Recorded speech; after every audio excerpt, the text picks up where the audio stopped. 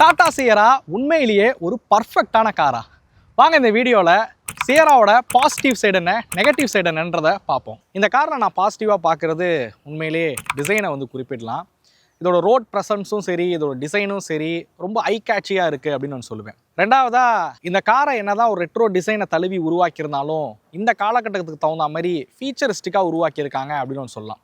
So நிறைய பேக்டான, அதாவது ஓவர்லோடான features பார்த்தீங்க அப்படின்னா இந்த காரில் இருக்குது. ஸோ மூணாவதாக பார்த்தீங்க அப்படின்னா engine option. So NA petrol engine ரொம்ப எதிர்பார்த்துக்கிட்டு இருந்தோம். ஸோ அதையும் இந்த காரில் கொடுத்துருக்காங்க. ஸோ இன்ஜின் ஆப்ஷன் ஒரு பாசிட்டிவ் சைடு சொல்லுவேன். டர்போ பெட்ரோல் மட்டும் இல்லாமல் என்ஏ பெட்ரோல், டீசல் இன்ஜின் மாதிரியே நான் கொடுக்கக்கூடிய விஷயங்கள். ஸோ அதோட முக்கியமாக உண்மையிலே கேபின் ரொம்ப ஸ்பேஷியஸாகவும் ப்ராக்டிக்கலாகவும் உருவாக்கியிருக்காங்கன்னு சொல்லுவேன்.